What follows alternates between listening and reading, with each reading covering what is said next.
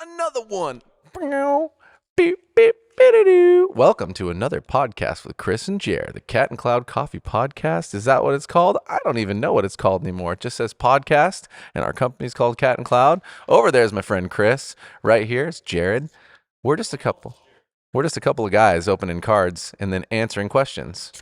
Chris answered it, but he's away from the mic, so you couldn't hear it. The card says, just on the front, culture. Now, we're not talking butter here, people, but we could be. We're not talking kombucha, but we could be. We're not talking Petri dishes, but we could be. We'll find out when I open the card. Hold tight. My friend Chris is zoning in. Chris, tell him how it feels. Culture.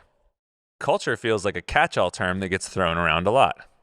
Sometimes it means how we do things, which could be interpreted purely logistically. You do this, then this, then this. Sometimes it's used to state, this is what we believe, and sometimes it gets used as, this is who we are. What does culture mean? Is it one, all, or none of these things? What is our culture? Why is knowing your culture a crucial step to doing your best work? Hell, let's just make this joke. What is our culture in the world? Come on, bro. We can't answer that. Are you trying to ask what? I'm just kidding. What's Cat and Cloud's culture? I'm guessing that's the question when he says, what's our culture? I think that's what he's getting at. I know that's what he's getting at, but when you read what's our culture to an audience of millions of people, we just talked about this last week. Biden keeps writing in. Thanks for the questions. We'll get to them when we can. Billions. It's hard to answer what culture is for everyone. You know what I'm saying? I don't know what their culture is. Our culture? It's freaking sweet. What's our culture? It's a sweet culture. It's a sweet culture. I'm not. You have a quote you're going to lead off Not with? yet, but I'm going to find it because I remember reading it and I thought it was awesome. It was great. Unreasonable Hospitality, people. If you haven't read the book, it's a fun one. There's a lot of great books and the stuff and the things in the world, but I like this one. It's many, many great things. I don't have it right off the bat, so I think I'm just going to look while I do this. Is it a culture quote? It is, actually. There's all sorts of things, conversations around culture in this book, but there are, like I said, many great books. It was just funny at the end of this. There it is. And I actually love the quote that he put together. On one of the subtitles within the chapter, though, it's all cult is short for culture. And one of the portions that I liked is all, but I have since come to realize that a cult, quote unquote, is what people who work for the companies that haven't invested enough in their cultures tend to call the companies that have. And I think,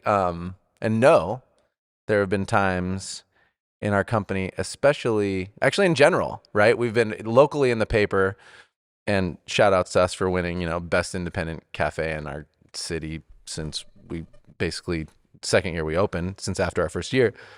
But there have been times these posts in the paper were like, this coffee shop has people who are happy for no apparent reason every time you come in, and the hospitality, and it almost feels like a cult, but we love it. And so it's been a long time since that paper. It was actually posted in one of our local ones. Back, I'm calling 2017, but here we are, 5-ish years later. And I read this, and actually I liked it because I think it's totally true. It's something that this world has been kind of trained to hear the term corporate culture and have some of these places that are like really dynamic, interesting. People talk about even companies like Dutch Bros is like, oh, they're like a cult. And I don't see a problem with that. I think the problem is we hear cults as those people, like David Koresh, who are just drinking the Kool-Aid and killing people. Culture, man. It's a really interesting and dynamic and powerful thing. It is definitely how we do things. It's behaviors. It's all sorts of stuff. But that's just what it reminded me of when I read all of these different little prompts on this card. Is that, and I think you have the opportunity to build something at any place, and however it's built and how the people behave within it ultimately is the culture, because it is the collective actions of the people in terms of what's accepted. And that really is kind of what culture is. That's it. I quote Seth Godin a lot. He's got the best definition of culture. People like us do things like this. That's it. People like us do things like this. That's that. So there's the podcast, everyone. It was a 5-minute episode. Thanks for coming. See you next week. Well, it's important to know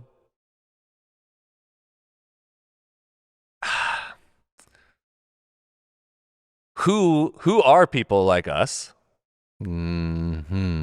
Without, and what are things like this? So break it down. People down. Like us is not everyone. People like us Turns is out. People like us. So although you might have a business that is open to all, sure, equal. In reality, most of the things that we remember were built for something super specific. They do a really specific thing. They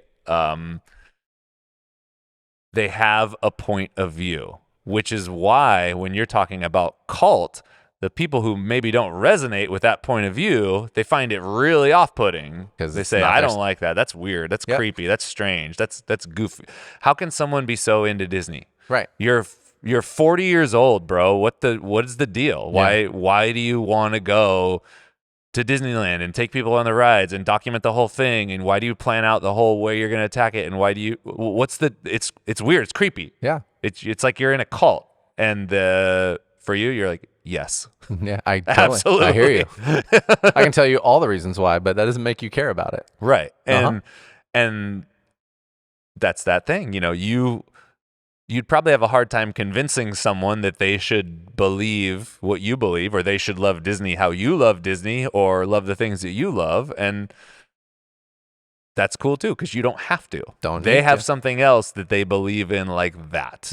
Or hopefully they do, because it's nice when you have something like that, a place where you feel connected, a place where you feel plugged in and seen, a place where people are coming together to do a thing. And there's every place like that has different cultures and different norms within that culture. And as a business owner or a leader or someone on from our perspective, we're building an organization and we are attempting to set these cultural norms. And as we grow and scale, we need other people who resonate with that culture to take ownership of those cultural norms so that the culture perpetuates itself. So when we say something, or use the Disney example, which is classic, there's no trash on the ground at any of their parks ever. Right. I've never seen any. And every time I have seen some, when we've been on our little tours, the guide who notices it immediately sees it, picks it up, puts it in the trash without breaking stride, it's just something that happens. If somebody drops something, someone comes in, picks it up, and then magically it's never trash anywhere, because that's just part of their culture. Right. That's just what they do. People like us do things like this. There is not trash on the ground at Disney. And if you go against the culture and the culture is strong, you won't get the hammer dropped on you by the boss. You'll get the hammer dropped on you by everyone else in that culture. You'll get feedback from your peers. You'll get feedback from people who are slightly above you. You'll get even maybe feedback from the guest that's like, hey, this is not really how this goes. Fantastic if you got it from the guest. So if those things are absent, if you're not getting that 360 feedback, or if there's not this peer-to-peer accountability, your culture is probably not as tight-knit as you might want it to be. And it's not just in business. When we go out, and street skating is sacred now. So much stuff is skate stopped. It's really hard to find good street spots. And every once in a while, you'll find a good spot where the security guard kind of lets you slide. You've got a certain time window where you could skate in, and those places are sacred, and everybody knows how much of a big deal it is. And there's rules that are unwritten that are just part of the culture. You show up, whatever you bring, you take with you. You don't leave fucking beer cans out there. You don't leave your trash out there. You're not pissing in the corner at the spot, even though there's no bathroom around. It's like, no, you take care of the spot, because if you blow it, you ruin it for everybody. And that's not cool. So then you have this peer-to-peer enforcement. It's like, bro, take your beer can. What are you doing? Oh yeah, my bad. Totally forgot about it. That's how really awesome cultures work. Everyone's built in. Everybody knows the score. Yeah. Culture, the thing for me that I've always believed about culture is that what we're really doing, no matter where you're at, the cultures that resonate the most are actually always tying into creating feelings, and they're intentional.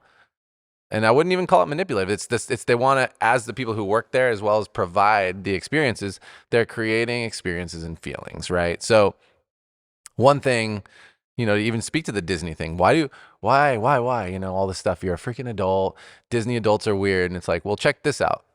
Like, to me, what Disney actually does is they provide an all day, for the very most part, in the moment, consistent presence. And you can take this whole idea and separate it from Disney, take it to meditation, take it to spirituality, being absolutely present and in the moment. Not only that, but in the moment and present with maybe the people you care about or people that you're with 100% of the time, and not being distracted potentially by anything else. You're all experiencing a thing together. Like, that to me is what you're ultimately paying for. And what happens, and this to me also is what we should and could be doing at Cat and Cloud. If you're creating an experience that brings everybody exactly to the moment that they're having, collectively or individually, what you're doing is you're providing kind of a sacred moment. And that to me is, an addicting and beautiful idea when done right? You can make somebody culturally feel however you want, sort of, like you can curate an experience that could take them away from that. But to me, that's something that is at the heart of what a place like Disney and the places that I enjoy do. Atelier Kren, right? Like, thank you again a million times over. Dominique Kren, I got to go to a meal there recently, and she invited me and I got to eat there. But moreover than that being special, what you do, you're so present that all of a sudden 4.5, 5 hours goes by, and you've been sitting at a table for nearly that long, enjoying a bunch of different food.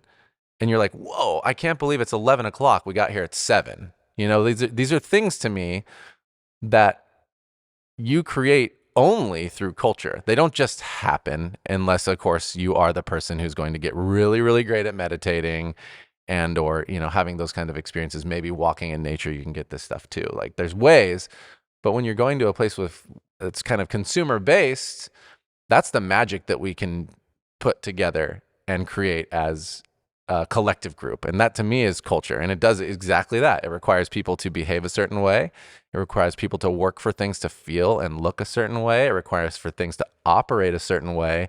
And ultimately, all of those things need to take away from any distraction that keeps you out of the moment, And so that to me is why I get so obsessed with culture, and why Disney for me is a great example of that. Whether you like it or not, they have seemed to be able to do it for the most part in such a way that billions and billions of people come. And whether you like that or not, it makes you go, well, if they can do it, we can do a version of that as well. And that's inspiring to me. Yeah. So you're talking a lot about experience and staying in character, and how you need a cohesive culture to be able to do that. And even like looking at culture as trying to search for creating a feeling, right? Like, you get whatever. I get a feeling, you get a feeling. Anybody gets a feeling from anything, right? From picking up and deciding to read a book.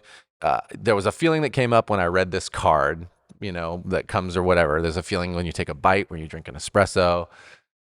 There's a feeling that comes with whatever. When you walk in a place and it feels cold, hot, the music's loud, smells a certain way. Like, all of that comes with subconscious, immediate, I have a feeling. And you, as a human being walking into those places, don't always get to decide how it's going to make you feel because you're built a certain way. And so there are universal ways, for the most part, to tap into those things in a way that attracts or detracts them more so, right? And I think the best cultures are the ones that look at that and say, everybody wants to feel taken care of, feel good. Anyways, I'm getting into that. That's what I'm going. I guess what I'm saying is there are no best cultures. There are just cultures. Because everybody wants something a little different. Now, you might not have a cohesive culture, right? And that might keep you from doing what you want to do, but that in and of itself is still a culture. Absolutely. You know what I mean? Like a culture of non-responsibility, a culture of we don't work together as a team,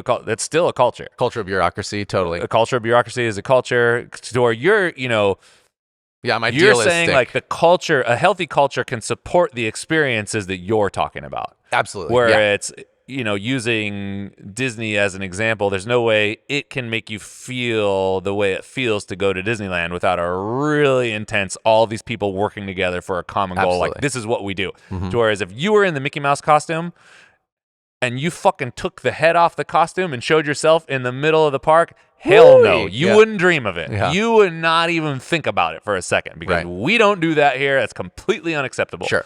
You're breaking character. Uh-huh. And even though you might not be wearing a costume, most guest-focused things have some version of breaking character. You know, you can break character at Cat and Cloud by doing things that are,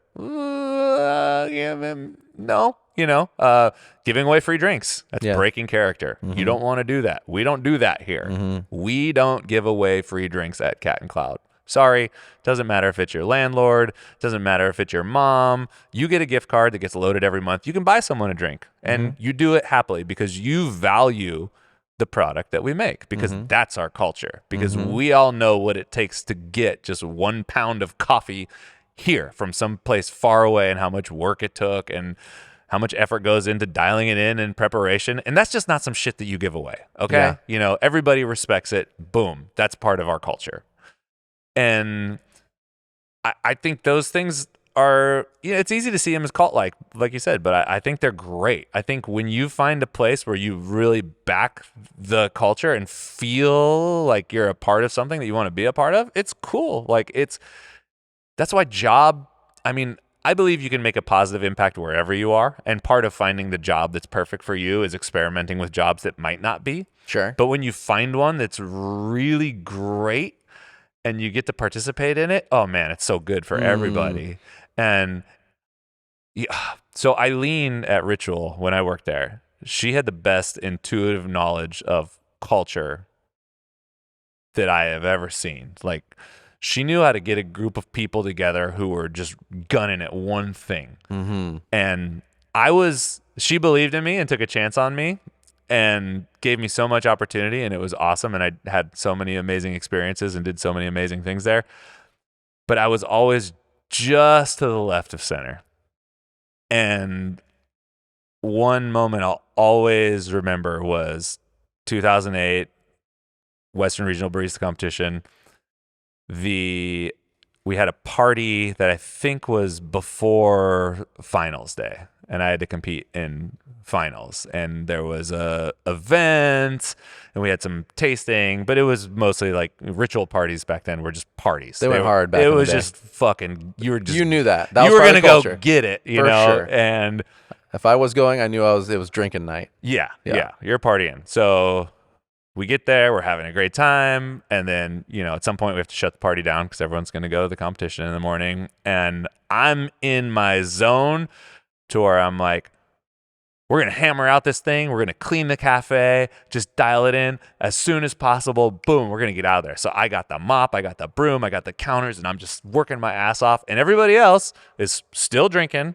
They're still walking all over the counters, fucking dancing and kind of half-ass cleaning up.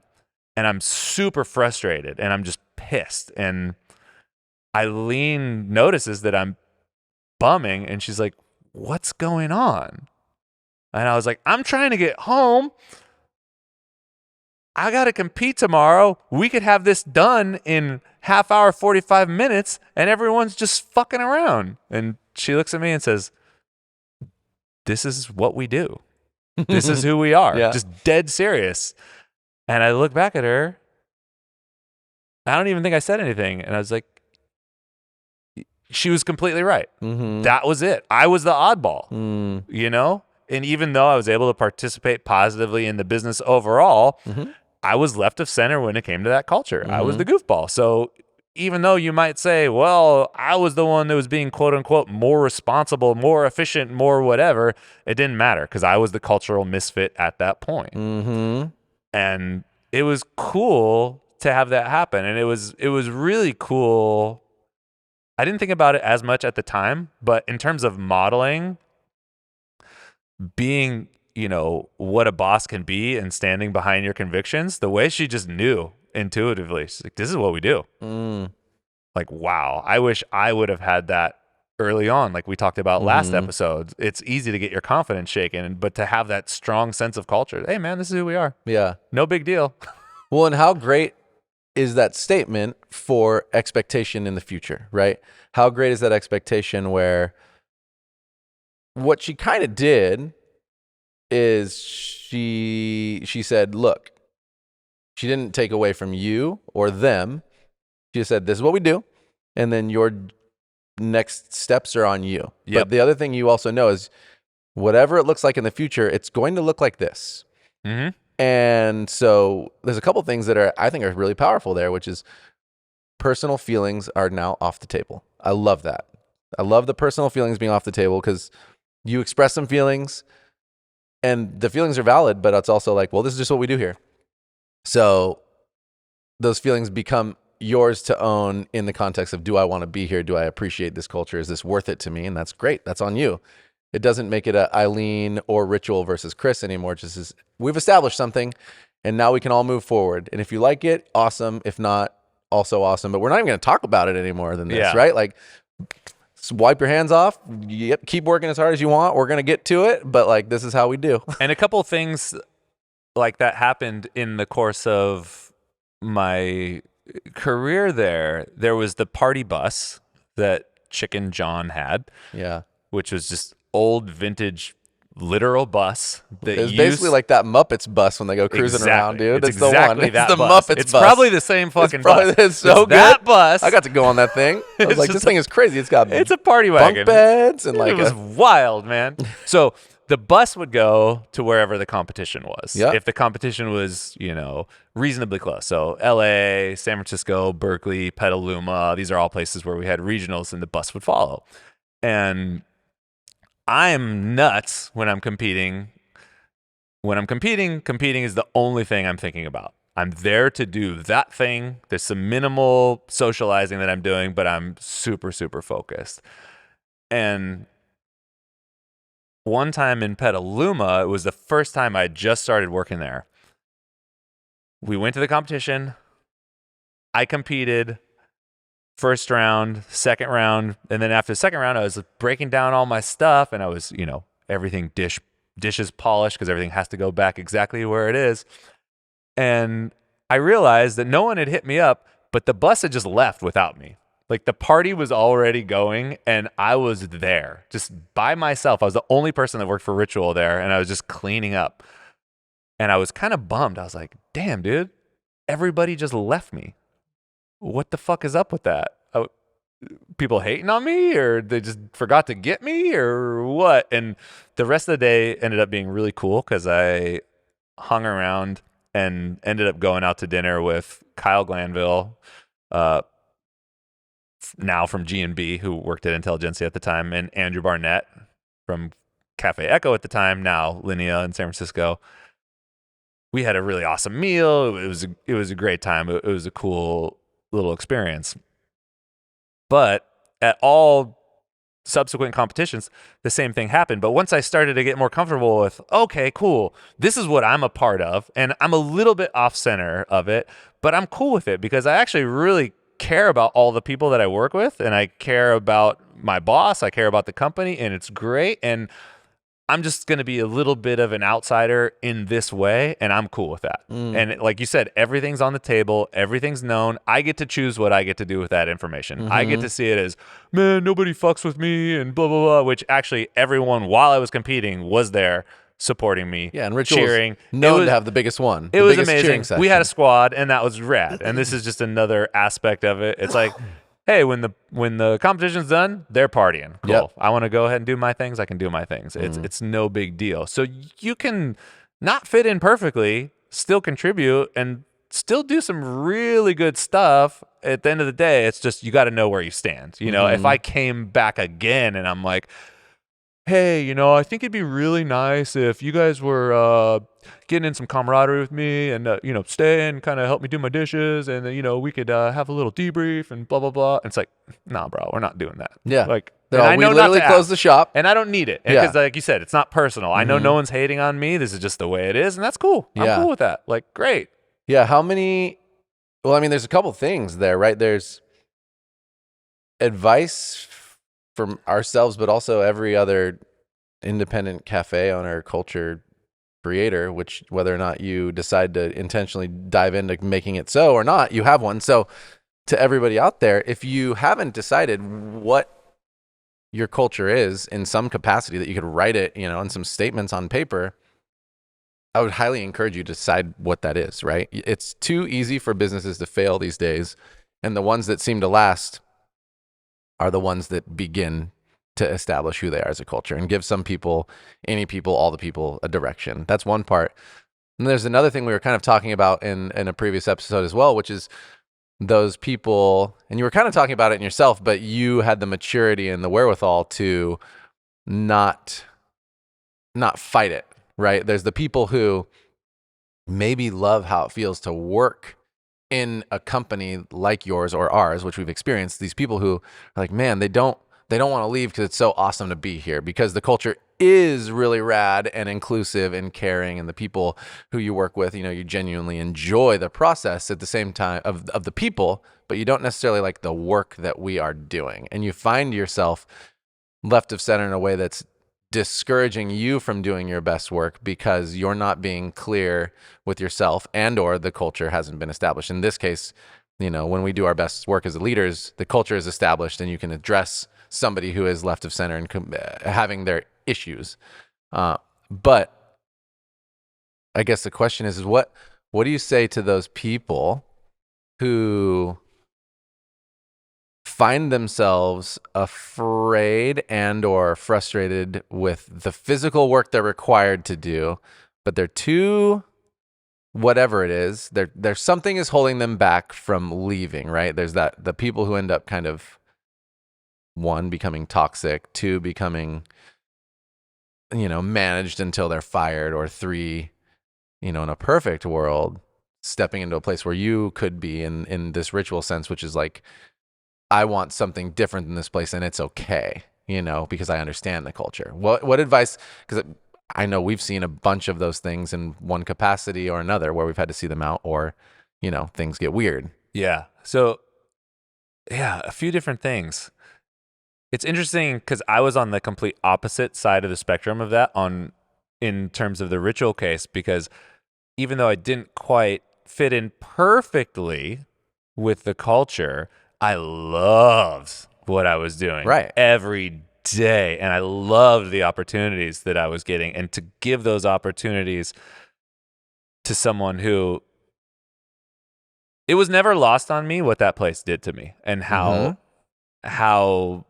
that place made me feel, even though I was just, and it's not like people didn't like me or anything. Like, these are all friends that it was good. We were buds, you know what I mean? But I was just a little left of center. Yeah. It was always good. Going into work every day, working on bar was amazing. Getting to work with everybody, it was the best thing ever. And the way I generally feel about work overall is, do your best to get into it, or just get out of it. Being halfway in, halfway out is the worst place to be. It's the most painful place to be. And if you can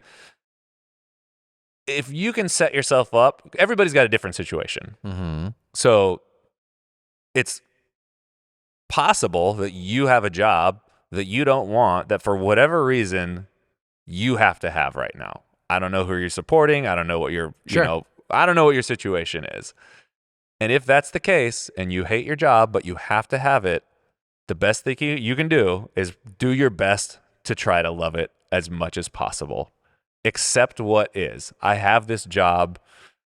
I have to spend 8 hours here. I have to spend however much time here. I'm going to get into it. I'm going to try to learn something. I'm going to try to frame it in a way to where because there's opportunity everywhere. You can learn something that you never learned before in jobs that you hate. And I think that was where when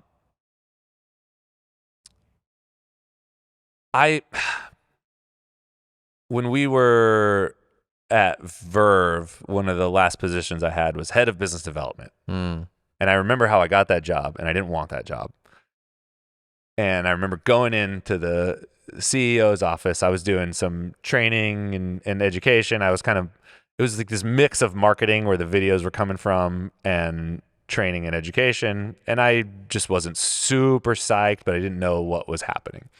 And there was a gap in our head of business development, head of wholesale, head of sales, whatever you want to call it. We called it head of business development. Yeah, so I go into the office, and it was just like the scene out of a movie where the CEO, he's like, I got an idea for you. Okay. He writes this thing down on this piece of paper, folds it, and slides it over to me.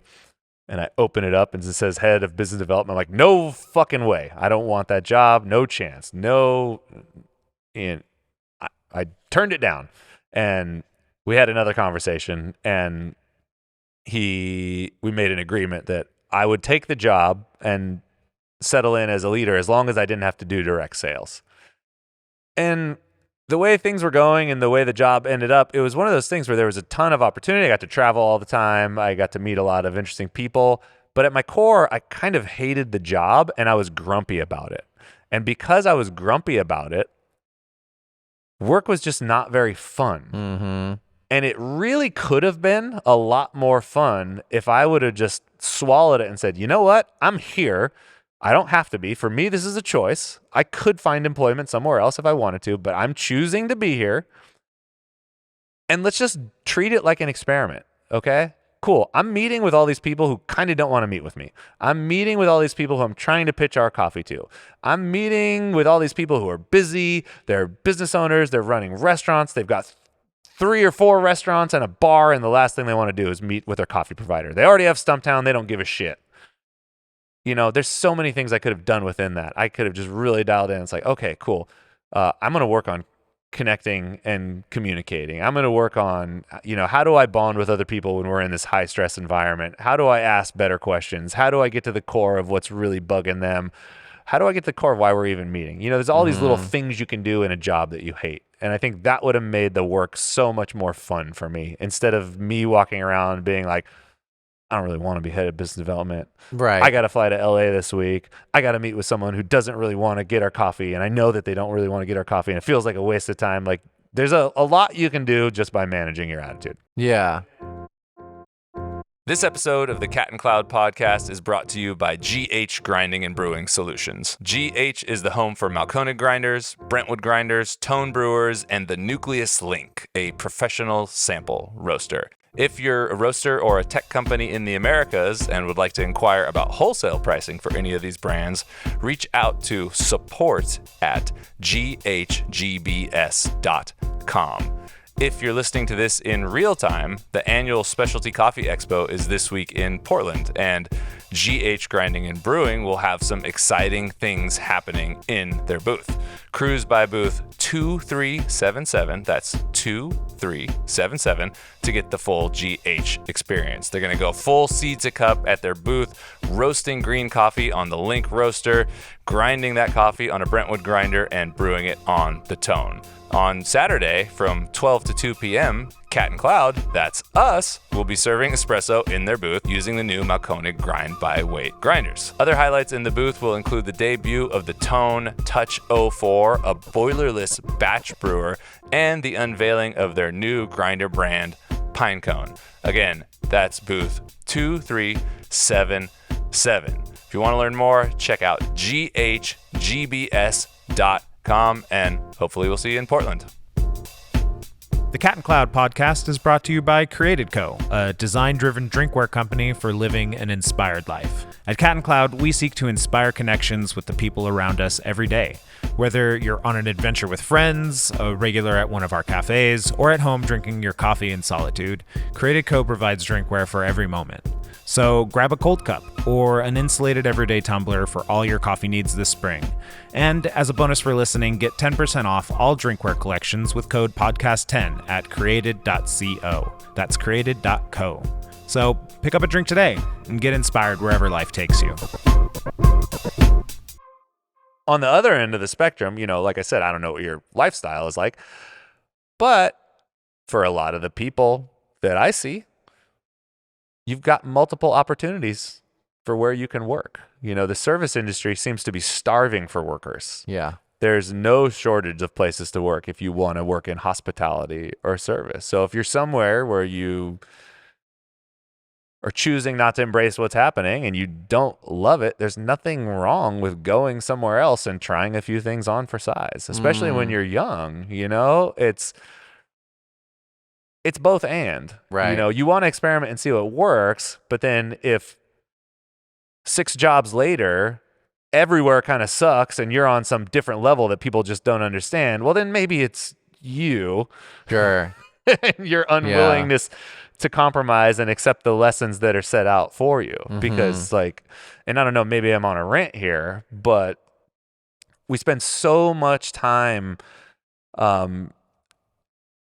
in our culture now hearing about happiness and finding your calling and doing work with meaning that we forget that a lot of times when we're young, what we really just need to do is the work, whatever that is. And finding value in that work and learning lessons from that work is a huge part of coming of age. Yeah. And there's lessons that, we've both worked in fast food. Yeah. We've both worked, I've delivered pizza. You worked at the movie theater. Jack in the Box, the movie theaters. Let's go. And I still can see value in those jobs. And at no point did I ever make the decision like, oh yeah, I don't know if I'm a round table lifer. It's like, of course I'm not a round table lifer. It was a job. Right. But what am I learning in this job? What are the positive aspects in this job? How can I fit into the culture that's going on? Like, the culture doesn't need to be all about you, especially when you're new and trying these things out. It's like, absolutely not. I have Shouldn't no be. clue what Round Table's values system is. I don't fucking know. All I know is that I got a job making pizza and then driving delivery, and I wanted to do the best job possible, and I was open to learning. So that's how I approach it. Like, I'm going to go in, I'm going to learn something, and I'm going to do my best. And that's a great place to be. Right. I find myself like thinking about your story about, business development, right? And there's questions, but there's also like threads I keep pulling on in terms of what's happening, if I'm trying to think at like a high level in a business, and then taking it back to culture, right? So it's like culture, what I might be thinking as that CEO. And again, there's some things that are prerequisites that make this hard, but as you're a CEO and you see, Chris, at the time they divided Chris and I, right? It was Jared go run retail, Chris take on basically business development, which is wholesale marketing stuff. And this is where I think if you don't, and again, they fixed this idea. I think they have an established culture. And again, you always have some form of established culture. But if you don't have a way to articulate what your culture is, if you are a relatively young and new CEO to a company, you're like, okay, well, that guy over there, he's got some culture stuff that seems to make sense. And, I'll never forget you and I going to, neither of us had this job, but we went to help with a wholesale pitch at some big tech company. We'll call it Google because it could have been, but it might have been any of them over the hill at the time. It could have been Evernote. It could have, at the time. I think it was Intel. It might have been Intel. Yeah, I was going to say maybe it was Intel, maybe it was HP, whatever. Well, we were over there. And it was early on, and you and I were doing what we do, which is being ourselves, being really dialed in, but we had an espresso machine, and we were serving people, random team members of this place coffee. But we were creating a crowd and getting people into it. And I remember, like, we at this time hadn't been promoted to that level, but I remember the conversation afterwards, the CEO was like, so I saw you guys, and we need to do what you guys do across the whole company. And so, follow me on this track. But I think what the attempt is to do is to create the culture that you see working by, trying to put people who are those people in places. But without an established guideline, direction, North Star, any of the above, you can't lead that culture, and then what's happening and I can speak for myself as well, and you're reporting to somebody who's actually not keyed into our culture, who's probably tasked at the time with specific things, making money, growing the business, whatever. I don't even know what they were tasked with. That's the whole point. Also, a lot of the problem is we didn't really know what we were working for at the time. Again, all this has been fixed. Things are going well over there. But at the time, I didn't know. You didn't know. We just knew, like, let's make more money. And there's a struggle that I have, and I feel like maybe I'm articulating, which is you can't easily feed a culture that can like outwardly face and grow, like that brings more people in and creates like more synchronicity and more symbiotic relationship without knowing what it is. You know, it can't just be like, well, Jared Truby, the individual, feels like this, so whatever he does, everybody else is going to do it. Like that doesn't work. And leadership, I think ultimately is where I'm going. Like leadership has to know and drive this culture and hold a cultural standard, or else things will be what they will be. And you ended up, you know, technically, and same with me, being really successful for a time at these jobs. But with it, you know, I'm just looking at like A plus B equals C and going operational minded. But I can see maybe what was an attempt of, let's take these people, and it wasn't just us two, who are really influencing this culture that makes this place special right now, and let's put them into places of leadership, but without, unfortunately, any guidance, any clarity on who we're trying to be, and any focus maybe specifically on like the values of how we do things that make it culturally special, without establishing those, or maybe conversing about them and deciding who they were, what they were. So I'm kind of like out of body experiencing and remembering myself too, like the imparted culture that actually was given to me when I took that position was be the first in the office, make sure the physical monetary business like is better than it was when you got here, like make it better, right? Bring up the bottom line. And what were the other things that felt really, really important? Well, find a way for us to replicate what we've been doing for the last 5 to 6 years across like triple the amount of locations, but like it's your job guy, you know? And so I'm saying a lot of different things, but I'm also, it's also like I'm almost mentally trying to problem solve what's happening in a situation like that. And maybe with people who didn't have all the, like the pieces and the knowledge that we've been studying for maybe the last 7 years, you know? Like, yeah, man, I don't know. I mean, there's a few different things going on. I mean, it's a little bit. I'm obviously making assumptions, but I'm also trying to like retroactively see what was happening or what can happen for other people as well. Well, yeah. And asking the question, like, really, does leadership drive culture? No. Okay. I mean, yes. Yeah. But no. Right. So,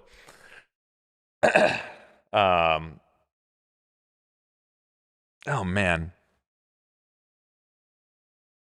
I have to pull something up. So I just want to make a note that, so one, I would say before we get into this next thing, it's just like we said, there was a culture, and the culture was built around those things that was articulated to you that was like, this is the most important thing to us right now.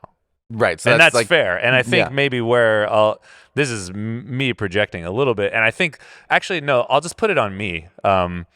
So in the best companies, well, I feel leadership has a responsibility to drive culture. Like, yeah, absolutely. If you want it to be healthy, you want to drive it that way. Mm-hmm. And all of us will also work in places that don't have a super strong sense of who they are. And then when you're working in those places, you are always, no matter who you're working for, you're always working for yourself. So you have a responsibility to yourself because it's your life, it's your work. And when you're in those places that seem like they have a cultural vacuum, it's still on you to step up and do the best job possible and see what you can learn. And that's where I kind of wish I would have stepped up more in that head of business development role and been like, cool, I don't really get what's happening. I maybe don't vibe with it as much, but I should still take responsibility for myself and step up, do the best job possible, and not be grumpy about it. And I did do a good job. It's more about how it felt to do the work. Because, absolutely. And I think maybe what you're getting at too, or maybe why it's such a huge thing, is you are with an organization when it's small, and because it's small and self-contained. You have huge influence on the culture, and the culture is kind of built around one certain thing, right? And that's what it seemed to be then was, service and hospitality, something that's really close to your heart. Even though no one ever came out and said, this is what we do. It was just what was working. This is just, an organic thing that develops. And the accolades we were getting from the external public was this stuff. So then when an organization scales, even if they do develop a culture and let's say, here's what we value, be here at 7:55, check this box, do that, blah, blah, blah, blah, blah. Right. That's a culture. Still a culture. That's a you. culture. But it might be at odds with, well, I kind of think we should be doing this. Right. To where your perfect version of culture, which you have a long historical connection to, and where they say they're going now, they're kind of at odds. Yep. And the fucked up thing, well, not even the fucked up thing, the thing to note is that you as an employee are not going to win that battle. Yeah, absolutely. You might be able to float for a while. You might be able to have some kind of influence. Maybe the company gets really fractured and there's little silos where, I get to flex what I want to do over here. But you're still working within this bigger system. Absolutely. And I'm not talking about the specific company here, but anywhere you go, if you got an idea and you think you're going to go toe to toe with the owner, good luck with that. Right. It's probably not going to work. And why would you want to be somewhere that, that you have to do that? That you feel that it feels like it's a combative relationship. It's not a good place. Mm-hmm. Or it's not a good place for you, right? Again, it's not personal. Everybody has their own vision. Right. That's fine. Great. Yeah. It's not like good culture and bad culture. It's just culture. Yeah. So, I'm with you on that. So and I think that's where a lot of the tension was for me, because I felt kind of similar without knowing exactly what you're feeling, but it's like, I kind of felt a similar way. It's like, we're really good at this one thing. I think we should take this one thing and blow it up, run with it. Yeah. Like, we're going to do it like this. Yeah. But the thing was, that's not actually where we want to go. We're going to go here. And then I'm like, I couldn't let go, So I'm just grumpy guy. And then it gets to enough of a head where, it's painful to have that conversation with yourself and say, man, I just can't be here anymore. This is just not the spot for me. No hate. Like, right. Do what you're going to do. And it's hard for both parties too. Yeah. It's definitely a struggle. I remember when I quit Ritual to go work at Verve, and I went down to the basement to talk to Eileen. I was like, hey, I need to talk. And she looks at me and she says, you're breaking up with me. She knew right away. You always know. And I said, yeah, I've been hanging out with Jared a lot. And she's like, what are you getting there that you're not getting here? And I said, I actually don't know what I'm going to do there. All I know is that if I, zoom out, I just don't see myself living in the city for the foreseeable future. Like, I'm not a San Francisco guy. That's it. I like it here. You've done everything. You've done right by me. There's nothing wrong. This just isn't the place for me long term. And Santa Cruz feels more like home. And that's that, you know. And that's a hard conversation, even though it's really cut and dry, because you're just like realizing, hey man, this isn't for me. And then I've been with her for years, and been really tied to what people would see as the brand, winning barista competitions, being in the industry. It's like, oh wow, and people want to make it a big thing, oh, someone's leaving so-and-so. It's like, nobody cares. It's like, we're just, everyone's trying to find their own happiness. The business is trying to find its own happiness, and the employees are trying to find their own happiness. And that's all good. I wanted to bring up this, John Maxwell thing. Old Johnny. Big old John Maxwell. John Maxwell. He's got like at least 95 books. He's got at least 300 books. I referenced it in something I was writing, and when you said, does leadership, create the culture? It's yes and no. So he has, one of his books is called The 5 Levels of Leadership, and he details out the 5 levels of leadership, and you kind of start at the first level, and then you kind of work your way through the levels, and maybe you attain the highest level or not. I'm going to read the quick synopsis. You might be a level 5 leader. The first level of, and just for a caveat, he describes leadership. He's like, leadership is influence, nothing more, nothing less. Like, you have influence on what other people do. That's a great principle. Everybody can be a leader. 5 levels of leadership. First level is position. People follow you because they have to. Sure. So that is, you're the boss. So people are going to do what you say. Tony Danza. Strictly because you're the boss. Second level is permission. People follow you because they want to. They maybe believe in what you're doing. They believe in your cause. They want to do it. It's their choice. They're voluntarily doing it. 3 is production. People follow you because of what you've done for the organization. So they're like, oh man, he's contributing this, and this. Like, his track record is basically speaking for himself. Like, I really value and respect that. 4, people development. People follow you because of what you have done for them personally. Okay, if you're someone who's continually giving, going out of your way, mentoring, paying attention to people, asking them questions, being involved in their professional development, right? And then the 5th is the pinnacle level. Sorry, I said pinnacle. Pinnacle? Pinnacle level. Where you play the game. The pinnacle level. People follow you because of who you are and what you represent. So that's the highest level. So if you're looking at all of these levels, it's actually not hard to see how the boss might not be the person with the most influence inside any given organization. You might have a couple people in the organization who are showing up, doing good work, connecting with other people who might not be at the top of the org chart, who actually have a lot more influence than you do as the boss. And that's interesting.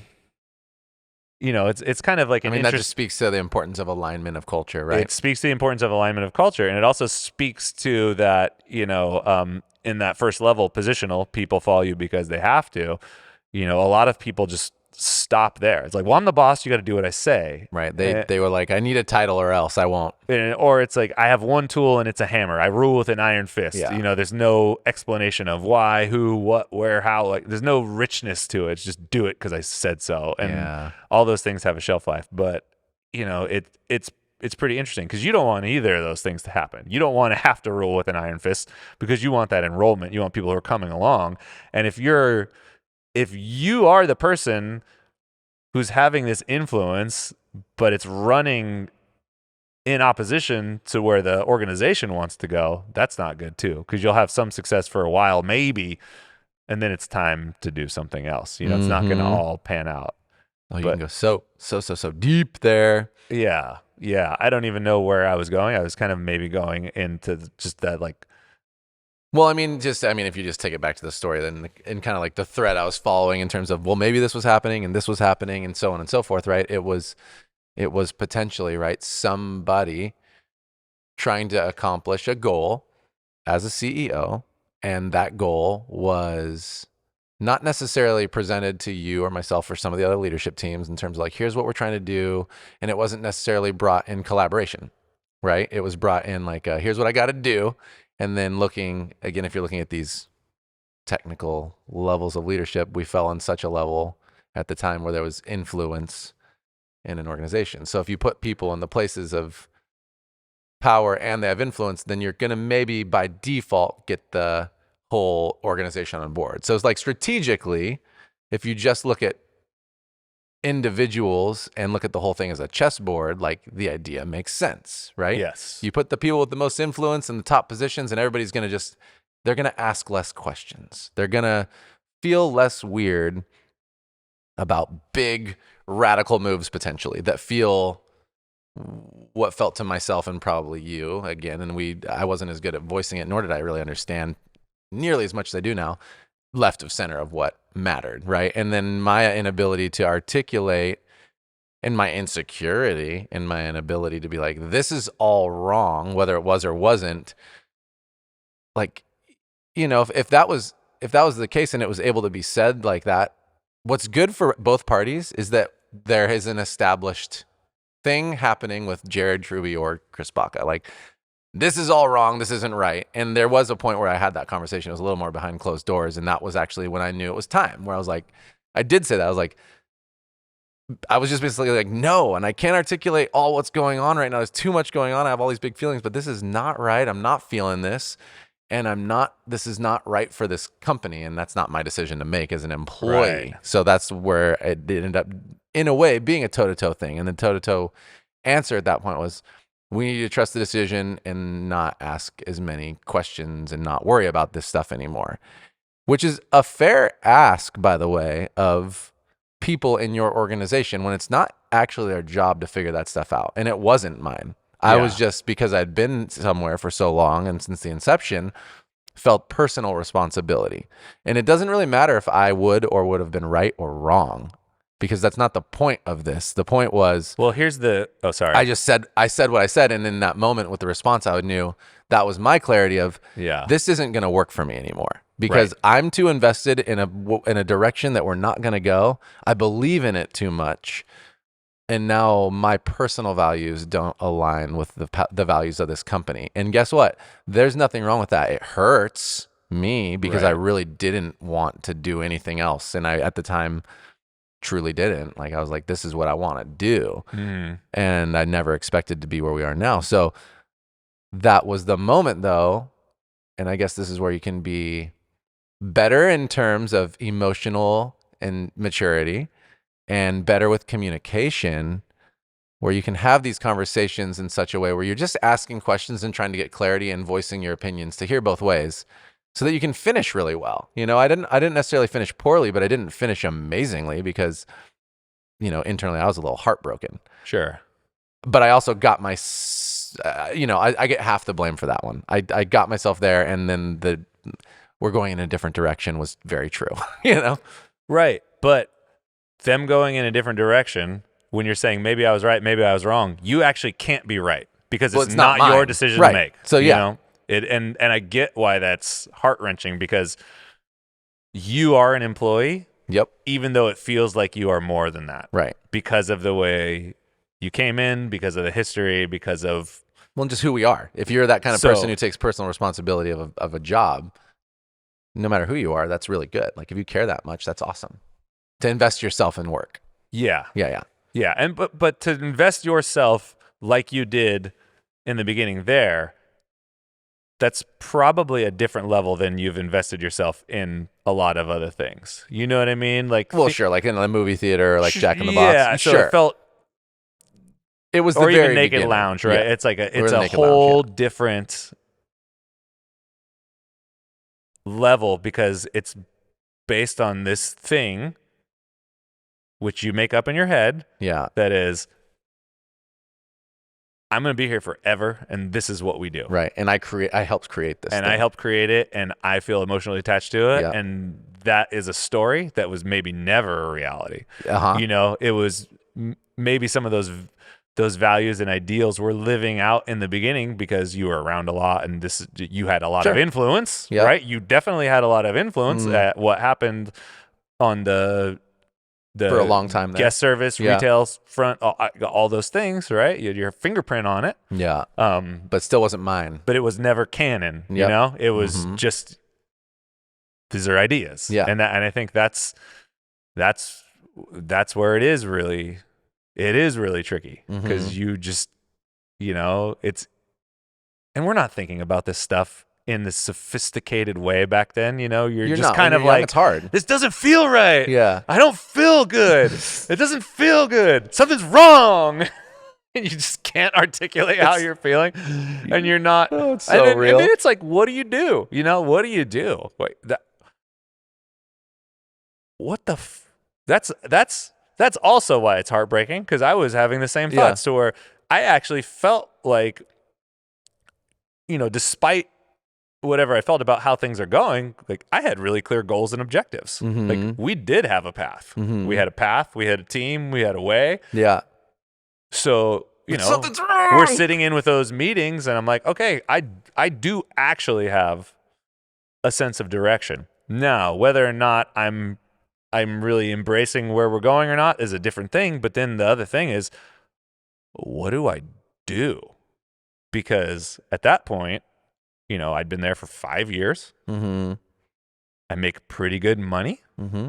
Work has pivoted from not being like incredibly rewarding, but still a good group of people, and still fun was had, and fun, and not that I would like this now, but it wasn't incredibly challenging, which was maybe part of it. To where it's a good solid job. I could go home and have a weekend. I could clock out at 6 o'clock, and I could do whatever. And I'll never experience that again. I have no idea what that's like. Yeah. And that was kind of cool. And then I really enjoyed being in Santa Cruz. Mm-hmm. Where am I going to work? I've leveraged my whole life basically in this coffee industry. Yeah. Well, I have one skill set, at least in this right? town, basically one place. Yeah. Yeah. And I'm not about to go get a sales job, even though I'm technically and now I have a resume. Yeah, I'm not. I just don't want to do that. So what am I gonna do? Do I have to move to work at a Blue Bottle? I don't want to do that. There's nothing else going on. If I want to stay in Santa Cruz, I'm working here, or I'm not working anywhere. Right. And that's kind of gnarly to think about, And that's just it's strange.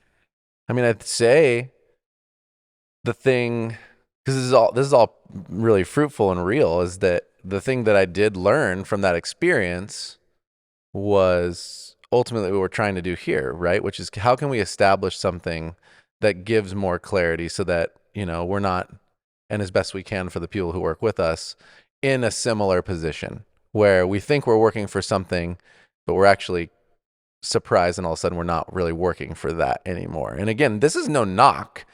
This is, everybody's learning, right? Like in the same way we have talked about in every single episode here, what we have learned in our progression and how we didn't communicate and how whatever, all those things happen. Like everybody goes through that. So at the time, right, the founders of that place were doing the same thing. They were under the same kind of guns, doing the best they could. Well, and you're not even saying anything about them. You're like we mentioned.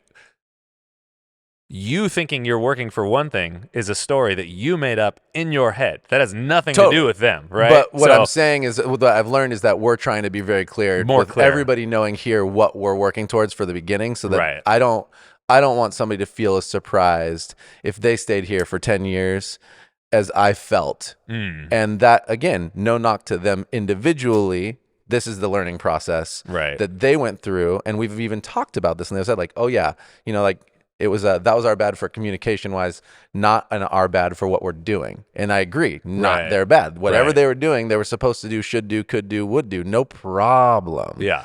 My hope and dream, and we've divulged into this deep random culture talk, is that we have established something and continue to make it more clear consistently, even as we evolve, that it becomes even more clear. Here's what we're doing here.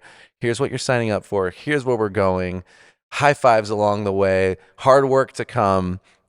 You're never going to, and by never, I mean, quote unquote, fingers crossed, never. You're never going to feel blindsided by an objective anymore. You're never going to be blindsided by something that we're going to do and be like, what the fuck?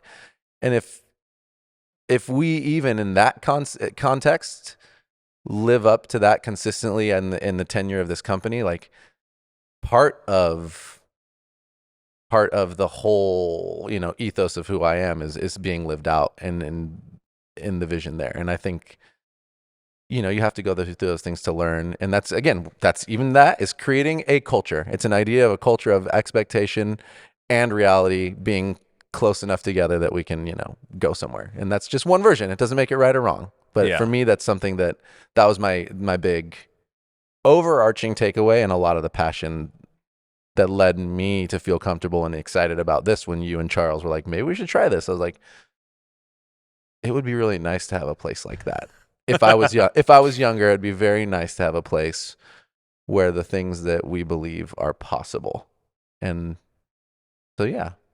Yeah, it's interesting because then your bigger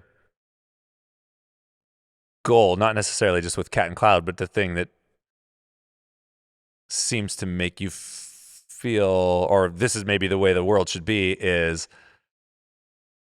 let's just figure out what you're about. Let's share that. Let's make it as explicit as possible. So whatever that is, it's not to be judged, but it's on the table so people can pick and choose and say, yes, this is for me, or no, this isn't for me. And if there are any surprises, it's on that person. Yes. That's it, because someone still might feel blindsided, but that doesn't mean that they are blindsided. Correct. Yeah.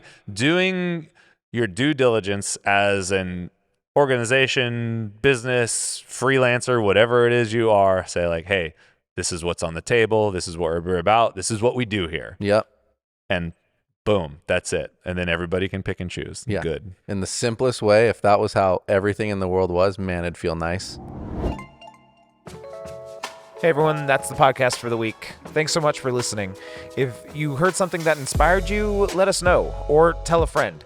These are the types of connections that are the most important to us and that we seek to create every day. If there's something you heard and you want to know more about, send us an email to podcast@catandcloud.com or head to our website, catandcloud.com/podcast, and let us know. While you're on our site, check out everything we have to offer. Dive deep into one of our single origin coffees or pick up a little treat for yourself. We have something for everyone, so check it out. Also, find us in the usual places, YouTube, Instagram. We're always there sharing amazing things. All right, that's it. Thanks everyone for being awesome. We'll be back next week.